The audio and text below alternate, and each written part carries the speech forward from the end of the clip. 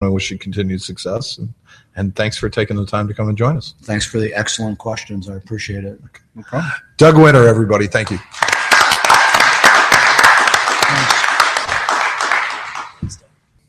Our next guest is the Senior Associate Editor for Whitman Publishing.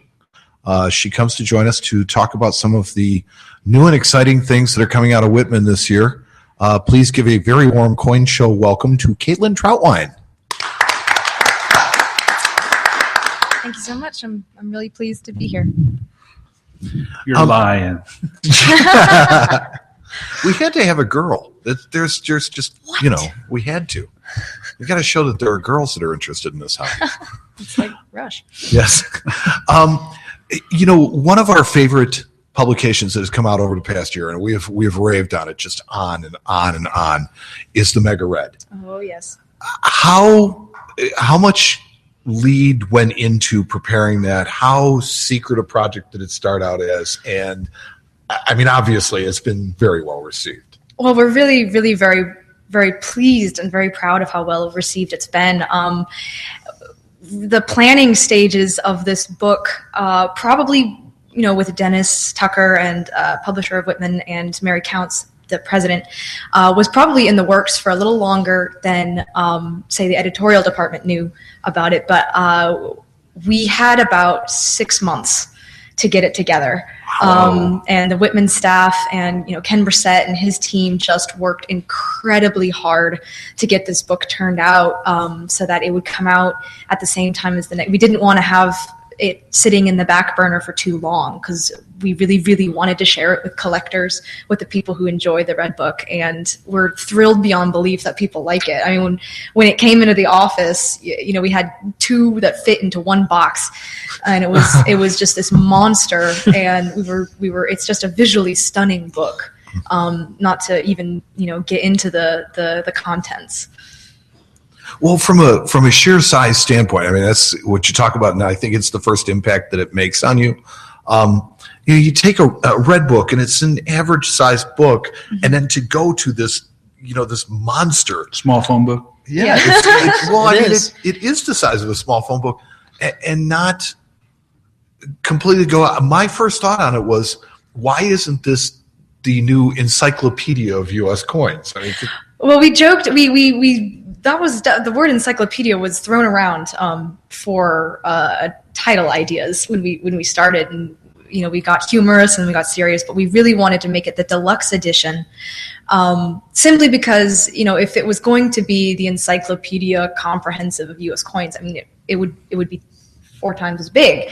If we've got in the first edition, you've got the expanded coverage on half cents and large cents, which is over 200 pages, as you said before. And each year that specialization will change. We'll feature a new section, which is it's going to be really, really cool. And that'll. Frank is already putting together his set. A new book. Yeah, we'll have the guidebook on the deluxe edition of Red Books. And so we wanted to be able to really up the number of grades, the number of prices, auction listings that we gave to collectors, but also keep it within the realm of practicality with the size. We had a lot of dummies, white, just blank dummies that we had to experiment with to see.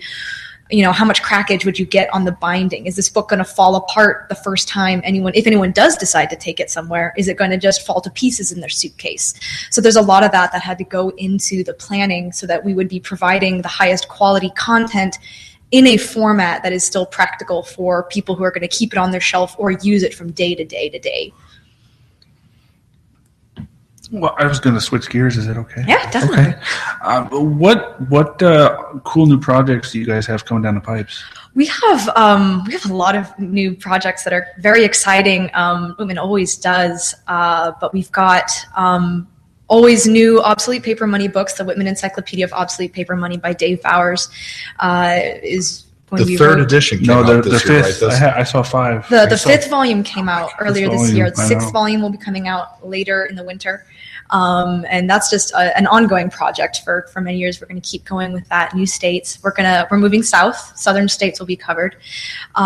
We've got, of course, Dave Bowers' Lost and Found, Hoards and Treasures book will be coming out very soon. Ooh. We're really excited about that.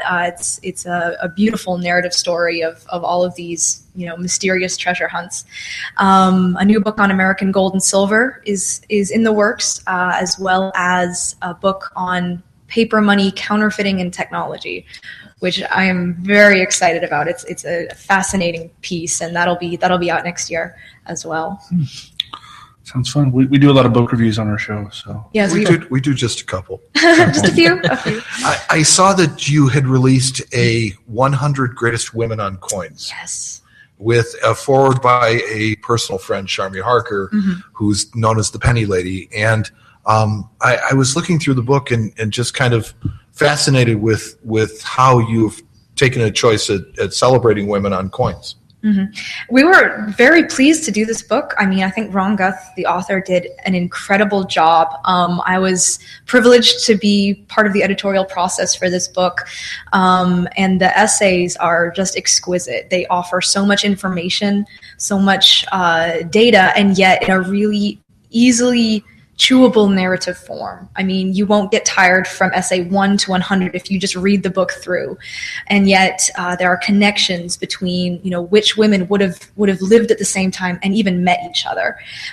There's an enormous checklist in the back of every woman who's appeared on every coin known to numismatics. And Wow. you can go down and you can check if you wanted to do an entire collection on every woman featured ever, you could do it.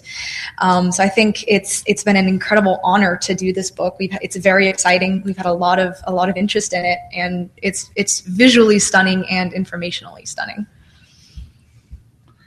Where did Susan B. Anthony rank? Just curious. I haven't read the book yet. Oh, she's up there. I'd have to go back and look out of all the I 100. think she was in the top 50, Yeah. if I'm not mistaken. You can drop by the Whitman booth. We've got a sample. You can see it yourself. Okay. You also recently released of the official Red Books a new version of there was Half Cents and Large Cents, and there was also a new edition that covers one of my favorite eras, which is Mercury Dimes, Standing Liberty Quarters, and Walking Liberty Halves. Now, those are 3 series covered in one book, and I know that there's an interesting story as to why did you decide to group the 3 of those together? Well, that was really Dave Bowers insisted on doing that way, and I think it's definitely they all came out in the same era, and as such, each was affected by what was going on in the era at the time historically. Just both in terms of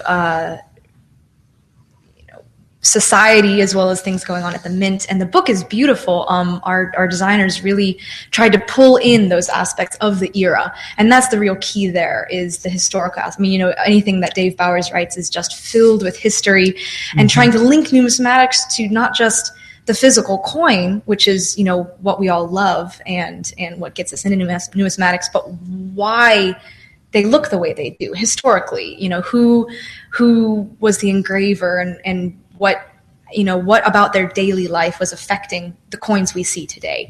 And the art in the book even, comes from that era and is and feeds into that.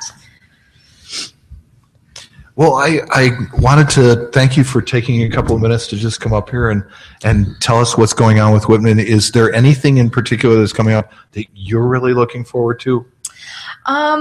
Definitely this, without giving away too much of our surprises. Oh, come on, that's what we're trying for. The counterfeiting and technology book on paper money is at the office, we kind of informally refer to me as the paper money girl, being the project coordinator of the encyclopedias of paper money.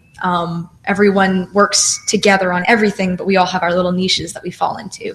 And paper money is definitely something that I enjoy very much. And the counterfeiting and technology book is going to feature an aspect of paper money in great depth that I think is going to have a lot of new information available and a lot of new exciting stories. And I think it's going to be very exciting to see. Well, I have to say that probably the reason that I enjoy Whitman books so much is because they focus so much on education. Yes. And the information in them is so valuable, and that assembling sets of what they do is valuable to us as collectors. So I want to thank you for taking the time, and I appreciate you coming on. Dennis has some competition as far as who we're going to have on next time, but we appreciate you taking the time. Thank you very much. Caitlyn Trautwein, Senior Associate Editor at Whitman, thank you for your time. Thank you so much.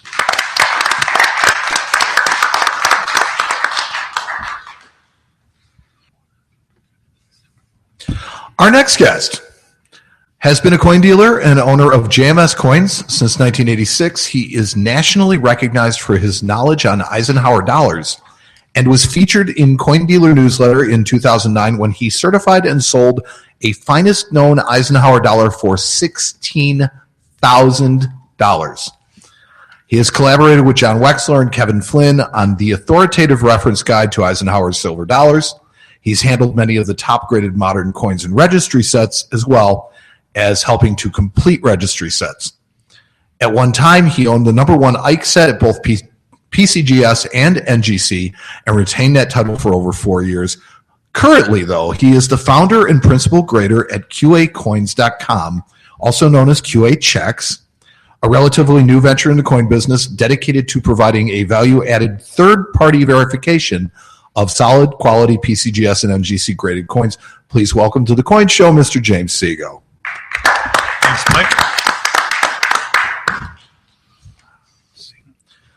James, we talked about it on last year's podcast, but I think it's just a great story for our listeners. Can you tell us again about the 72p Ike? Sure, absolutely. It's just a neat coin that came my way, and was able to get the coin in a PCGS 66 holder.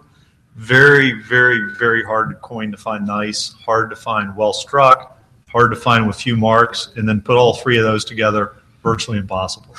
So was pretty pleased when I made it, and obviously it was part of my registry set for a long time, and hated to depart with it, but at some point when somebody offers you too much money, you kind of have to sell the coin. So we did. James, clearly you're a man with exceptional grading skills.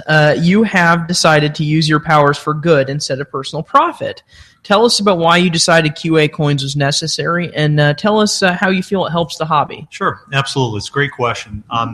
Probably 4 or 5 years ago, when I really got into selling mass quantities of modern coins, I had several customers that said, make sure you pick me out a good 70.